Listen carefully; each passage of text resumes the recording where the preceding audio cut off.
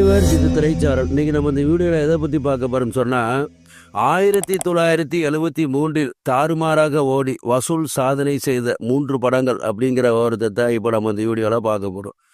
1973 வெளியான படங்களில் சில படங்கள் 100 நாட்களுக்கு மேலே ஓடினாலும் சில படங்கள் மெகா ஹிட் படங்களாகவும் அமைந்திருக்கின்றன.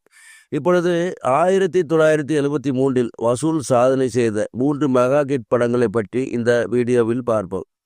1973 வெளிவந்த படங்களில் வெளியார் நடித்த படங்களில் அரங்கேற்றம், சொல்லத்தான் நினைக்கிறேன், சூரியகாந்தி ஆகிய படங்கள் 100 நாட்கள் ஓடியிருக்கின்றன.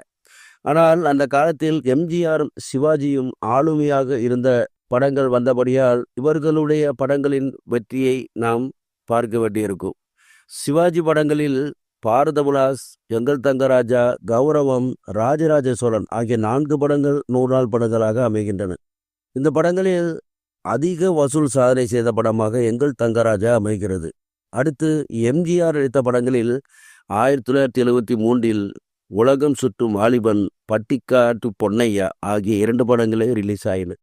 இவற்றில் உலகம் சுற்றும் வாலிபன் 200 நாட்களுக்கு மேலே ஓடியது. பட்டிக்காட்டு பொன்னையா 75 நாட்கள் வரை ஓடியது.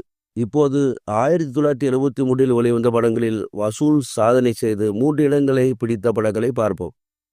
முதல் இடத்தை பிடிக்கும் படம் உலகம் சுற்றும் வாலிபன். இந்த படத்தை பற்றி நாம் எதுவும் சொல்லவே வேண்டியதில்லை. இதற்கு முன் நிறைய சொல்லியிருக்கிறோம். ABC சென்டரில் வசூலில் வெளுத்து வாங்கி மதுரையில் 217 நாள் ஓடியது. இந்த படம் முதலிடத்தை பிடிக்கிறது. 2ஆம் இடத்தை பிடிக்கும் படம் சிவாஜி நடித்த எங்கள் தங்கராஜா. இந்த படமும் 110 நாட்கள் வரை ஓடியிருக்கிறது. நல்ல வசூல் பெற்ற படம்தான். உலகம் சுற்று வாலிபன் படத்தினால் வெளியே தெரியாமல் போய்விட்டது.